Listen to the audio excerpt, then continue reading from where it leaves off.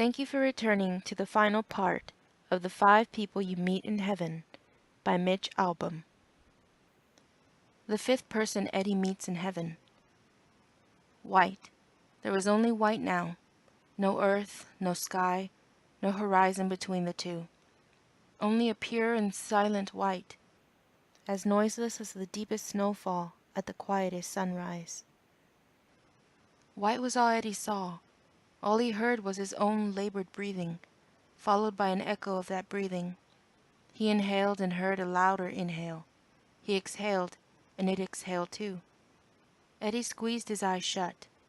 Silence is worse when you know it won't be broken, and Eddie knew. His wife was gone. He wanted her desperately. 1 more minute, half a minute, 5 more seconds. But there was no way to reach or call or wave or even look at her picture. He felt as if he'd tumbled down steps and was crumpled at the bottom. His soul was vacant. He had no impulse. He hung limp and lifeless in the void, as if on a hook, as if all the fluids had been gored out of him. He might have hung there a day or a month. It might have been a century. Only at the arrival of a small but haunting noise did he stir, his eyelids lifting heavily. He had already been to 4 pockets of heaven, met 4 people, and while each had been mystifying upon arrival, he sensed that this was something altogether different. The tremor of noise came again, louder now, and Eddie, in a lifelong defense instinct, clenched his fists, only to find his right hand squeezing a cane. His forearms were pocked with liver spots. His fingernails were small and yellowish. His bare legs carried the reddish rash, shingles, that had come during his final weeks on earth. He looked away from his hastening decay. In human accounting, his body was near its end. Now came the sound again, a high-pitched rolling of irregular shrieks and lulls. In life, Eddie had heard this sound in his nightmares, and he shuddered with the memory. The village, the fire, Smitty and this noise, this squealing cackle that, in the end, emerged from his own throat when he tried to speak. He clenched his teeth as if that might make it stop, but it continued on like an unheeded alarm, until Eddie yelled into the choking whiteness, "What is it? What do you want?" With that, the high-pitched noise moved to the background, layered atop a second noise, a loose, relentless rumble, the sound of a running river, and the whiteness shrank to a sunspot reflecting off shimmering waters. Ground appeared beneath Eddie's feet. His cane touched something solid. He was high up on an embankment, where a breeze blew across his face, and a mist brought his skin to a moist glaze. He looked down and saw in the river the source of those haunting screeches, and he was flushed with the relief of a man who finds, while gripping the baseball bat, that there is no intruder in his house. The sound, this screaming, whistling, thrumming skreek, was merely the cacophony of children's voices, thousands of them at play, splashing in the river and shrieking with innocent laughter. Was this what I had been dreaming? He thought. All this time? Why? He studied the small bodies, some jumping, some wading, some carrying buckets while others rolled in the high grass. He noticed a certain calmness to it all, no roughhousing, which he usually saw with kids. He noticed something else. There were no adults, not even teenagers. These were all small children, with skin the color of dark wood, seemingly monitoring themselves. And then Eddie's eyes were drawn to a white boulder. A slender young girl stood upon it apart from the others, facing his direction. She motioned with both her hands, waving him in. He hesitated. She smiled. She waved again and nodded as if to say, "Yes, you." Eddie lowered his cane to navigate the downward slope. He slipped, his bad knee buckling, his legs giving way. But before he hit the earth, he felt a sudden blast of wind at his back, and he was whipped forward and straightened on his feet. And there he was, standing before the little girl as if he'd been there all the time. Today is Eddie's birthday. He is 51, a Saturday. It is his first birthday without Marguerite. He makes sanka in a paper cup, and eats 2 pieces of toast with margarine. In the years after his wife's accident, Eddie shooed away any birthday celebrations, saying, "Why do I gotta be reminded of that day for?" It was Marguerite who insisted. She made a cake, she invited friends. She always purchased 1 bag of taffy and tied it with a ribbon. "You can't give away your birthday," she would say. Now that she's gone, Eddie tries. At work, he straps himself on a roller coaster curve, high and alone like a mountain climber. At night, he watches television in the apartment. He goes to bed early. No cake, no guests. It is never hard to act ordinary if you feel ordinary, and the paleness of surrender becomes the color of Eddie's days. He is 60, a Wednesday. He gets to the shop early. He opens a brown bag lunch and rips a piece of bologna off a sandwich. He attaches it to a hook, then drops the twine down the fishing hole. He watches it float. Eventually it disappears, swallowed by the sea. He is 68, a Saturday. He spreads his pills on the counter. The telephone rings. Joe, his brother, is calling from Florida. Joe wishes him a happy birthday. Joe talks about his grandson. Joe talks about a condominium. Eddie says, "Uh-huh," at least 50 times. He is 75, a Monday. He puts on his glasses and checks the maintenance reports. He notices someone missed a shift the night before, and the Squiggly Wiggly worm adventure has not been brake tested. He sighs and takes a placard from the wall. "Ride closed temporarily for maintenance," then carries it across the boardwalk to the Wiggly Worm entrance, where he checks the brake panel himself. He is 82, a Tuesday. A taxi arrives at the park entrance. He slides inside the front seat, pulling his cane in behind him. "Most people like the back," the driver says. "You mind?" Eddie asks. The driver shrugs. "Nah, I don't mind." Eddie looks straight ahead. He doesn't say that it feels more like driving this way, and he hasn't driven since they refused him a license 2 years ago.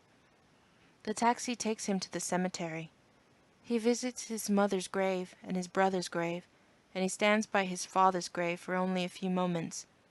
As usual, he saves his wife's for last. He leans on the cane and he looks at the headstone, and he thinks about many things. Taffy. He thinks about taffy. He thinks it might take his teeth out now, but he would eat it anyhow, if it meant eating it with her. The last lesson. The little girl appeared to be Asian, maybe 5 or 6 years old, with a beautiful cinnamon complexion, hair the color of a dark plum, a small flat nose, full lips that spread joyfully over her gap teeth, and the most arresting eyes, as black as a seal's hide, with a pinhead of white serving as a pupil. She smiled and flapped her hands excitedly until Eddie edged 1 step closer, whereupon she presented herself. "Tala," she said, offering her name, her palms on her chest. "Tala," Eddie repeated. She smiled as if a game had begun. She pointed to her embroidered blouse, loosely slung over her shoulders and wet with the river water. "Baro," she said. "Baro." She touched the woven red fabric that wrapped around her torso and legs. "Saya." "Saya."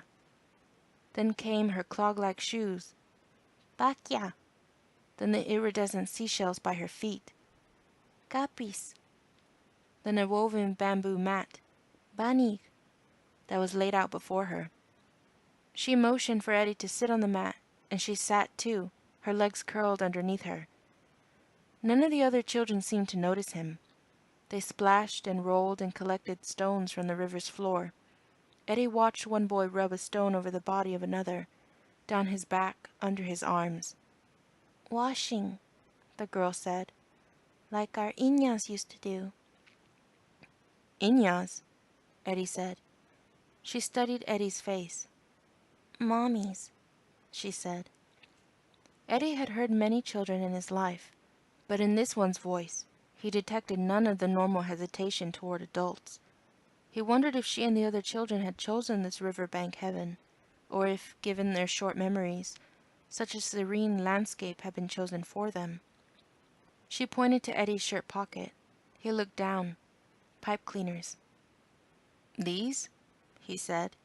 He pulled them out and twisted them together, as he had done in his days at the pier. She rose to her knees to examine the process. His hands shook. "You see, it's a—" He finished the last twist. "Dog." She took it and smiled, a smile Eddie had seen 1,000 times. "You like that?" he said. "You burn me," she said. Eddie felt his jaw tighten. "What did you say?" "You burn me. You make me fire." Her voice was flat, like a child reciting a lesson. "My Iñas say to wait inside the nipa. My Iñas say to hide." Eddie lowered his voice, his words slow and deliberate. "What were you hiding from, little girl?" She fingered the pipe cleaner dog, then dipped it in the water. "Sundalog," she said. "Sundalong?" She looked up. "Soldier." Eddie felt the word like a knife in his tongue. Images flashed through his head. Soldiers, explosions, Morton, Smitty, the captain, the flamethrowers. "Tala," he whispered. "Tala," she said, smiling at her own name. "Why are you here, in heaven?" She lowered the animal. "You burn me. You make me fire." Eddie felt a pounding behind his eyes. His head began to rush.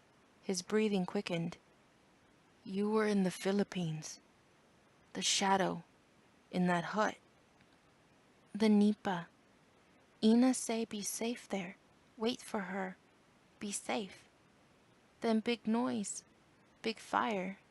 You burn me." She shrugged her narrow shoulders. "Not safe." Eddie swallowed. His hands trembled. He looked into her deep black eyes and he tried to smile, as if it were a medicine the little girl needed. She smiled back, but this only made him fall apart. His face collapsed and he buried it in his palms. His shoulders and lungs gave way. The darkness that had shadowed him all those years was revealing itself at last. It was real, flesh and blood. This child, this lovely child. He had killed her, burned her to death. The bad dreams he'd suffered, he deserved every one.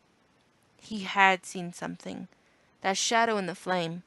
Death by his hand. By his own fiery hand. A flood of tears soaked through his fingers and his soul seemed to plummet. He wailed then, and a howl rose within him in a voice he had never heard before. A howl from the very belly of his being. A howl that rumbled the river water and shook the misty air of heaven. His body convulsed and his head jerked wildly, until the howling gave way to prayer-like utterances, every word expelled in the breathless surge of confession. "I killed you! I killed you!" Then a whispered, "Forgive me." Then, "Forgive me! Oh God!" And finally, "What have I done? What have I done?" He wept and he wept, until the weeping drained him to a shiver. Then he shook silently, swaying back and forth. He was kneeling on a mat before the little dark-haired girl, who played with her pipe-cleaner animal along the bank of the flowing river. At some point, when his anguish had quieted, Eddie felt a tapping on his shoulder. He looked up to see Tala holding out a stone. "You wash me," she said. She stepped into the water and turned her back to Eddie. Then she pulled the embroidered baro over her head. He recoiled. Her skin was horribly burned. Her torso and narrow shoulders were black and charred and blistered. When she turned around, the beautiful, innocent face was covered in grotesque scars. Her lips drooped. Only one eye was open. Her hair was gone in patches of burned scalp, covered now by hard, mottled scabs. "You wash me," she said again, holding out the stone. Eddie dragged himself into the river. He took the stone. His fingers trembled. "I don't know how," he mumbled, barely audible. I never had children. She raised her charred hand and Eddie gripped it gently and slowly rubbed the stone along her forearm until the scars began to loosen. He rubbed harder. They peeled away. He quickened his efforts until the singed flesh fell and the healthy flesh was visible. Then he turned the stone over and rubbed her bony back and tiny shoulders, and the nape of her neck, and finally her cheeks and her forehead, and the skin behind her ears. She leaned backward into him, resting her head on his collarbone, shutting her eyes as if falling into a nap. He traced gently around the lids.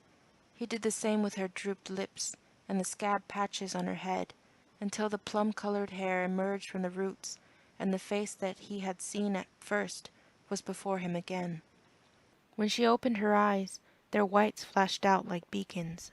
I am 5, she whispered. Eddie lowered the stone and shuddered in short, gasping breaths. 5? 5 years old? She shook her head no. She held up 5 fingers. Then she pushed them against Eddie's chest as if to say, You're 5. You're 5th person. A warm breeze blew. A tear rolled down Eddie's face. Tala studied it the way a child studies a bug in the grass. Then she spoke to the space between them. Why sad? She said. Why am I sad? He whispered. Here? She pointed down. There. Eddie sobbed a final vacant sob, as if his chest were empty. He had surrendered all barriers. There was no grown-up-to-child talk anymore. He said what he always said, to Marguerite, to Ruby, to the captain, to the blue man, and more than anyone, to himself. I was sad because I didn't do anything with my life. I was nothing. I accomplished nothing. I was lost. I felt like I wasn't supposed to be there. Tala plucked the pipe cleaner dog from the water. Supposed to be there, she said. Where? At Ruby Pier? She nodded. Fixing rides? That was my existence? He blew a deep breath. Why? She tilted her head as if it were obvious. Children, she said. You keep them safe. You make good for me. She wiggled the dog against his shirt. Is where you were supposed to be, she said, and then she touched his shirt patch with a small laugh and added 2 words. Eddie maintenance? Eddie slumped in the rushing water. The stones of his stories were all around him now, beneath the surface, one touching another. He could feel his form melting, dissolving, and he sensed that he did not have long, that whatever came after the 5 people you meet in heaven, it was upon him now. Tala, he whispered. She looked up. The little girl at the pier. Do you know about her? Tala stared at her fingertips. She nodded yes. Did I save her? Did I pull her out of the way? Tala shook her head. No pull. Eddie shivered. His head dropped. So there it was, the end of his story. Push, Tala said. He looked up. Push? Push her legs. No pull. You push. Big thing fall. You keep her safe. Eddie shut his eyes in denial. But I felt her hands, he said. It's the only thing I remember. I couldn't have pushed her. I felt her hands. Tala smiled and scooped up river water, then placed her small wet fingers in Eddie's adult grip. He knew right away they had been there before. Not her hands, she said. My hands. I bring you to heaven, keep you safe. With that the river rose quickly, engulfing Eddie's waist and chest and shoulders.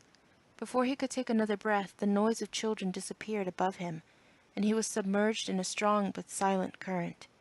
His grip was still entwined with Tala's, but he felt his body being washed from his soul, meat from the bone, and with it went all the pain and weariness he ever held inside him, every scar, every wound, every bad memory. He was nothing now, a leaf in the water, and she pulled him gently, through shadow and light, through shades of blue and ivory and lemon and black, and he realized all these colors, all along, were the emotions of his life. She drew him up through the breaking waves of a great gray ocean, and he emerged in brilliant light above an almost unimaginable scene. There was a pier filled with thousands of people, men and women, fathers and mothers and children, so many children. Children from the past and the present, children who had not yet been born, side by side, hand in caps and short pants, filling the boardwalk and the rides and the wooden platforms, sitting on each other's shoulders, sitting in each other's laps. They were there, or would be there, because of the simple mundane things Eddie had done in his life, the accidents he had prevented, the rides he had kept safe, the unnoticed turns he had effected every day. And while their lips did not move, Eddie heard their voices, more voices than he could have imagined, and a peace came over him that he had never known before. He was free of Tala's grasp now, and he floated up above the sand and above the boardwalk, above the tent tops and spears of the midway, toward the peak of the big white Ferris wheel, where a cart, gently swaying, held a woman in a yellow dress, his wife, Marguerite, waiting with her arms extended. He reached for her, and he saw her smile, and the voices melded into a single word from God. Home. Epilogue. The park at Ruby Pier reopened 3 days after the accident. The story of Eddie's death was in the newspapers for a week, and then other stories about other deaths took its place. The ride called Freddy's Free Fall was closed for the season, but the next year it reopened with a new name, Daredevil Drop. Teenagers saw it as a badge of courage, and it drew many customers, and the owners were pleased. Eddie's apartment, the one he had grown up in, was rented to someone new, who put leaded glass in the kitchen window, obscuring the view of the old carousel. Dominguez, who had agreed to take over Eddie's job, put Eddie's few possessions in a trunk at the maintenance shop, alongside memorabilia from Ruby Pier, including photos of the original entrance. Nicky, the young man whose key had cut the cable, made a new key when he got home, then sold his car 4 months later. He returned often to Ruby Pier, where he bragged to his friends that his great-grandmother was the woman for whom it was named. Seasons came and seasons went, and when school let out and the days grew long, the crowds returned to the amusement park by the great gray ocean, not as large as those at the theme parks, but large enough. Come the summer, the spirit turns, and the seashore beckons with the song of the waves, and people gather for carousels and Ferris wheels and sweet iced drinks and cotton candy. Lines formed at Ruby Pier, just as a line formed someplace else. 5 people waiting in 5 chosen memories for a little girl named Amy or Annie to grow and to love and to age and to die, and to finally have her questions answered. Why she lived and what she lived for. And in that line now was a whiskered old man with a linen cap and a crooked nose, who waited in a place called the Stardust Band Shell to share his part of the secret of heaven, that each affects the other, and the other affects the next, and the world is full of stories, but the stories are all one. Thank you to those who stuck around to the very end of this story, and thank you to Mitch Albom for having written it. This has been Alexandria Romo. Till the next one.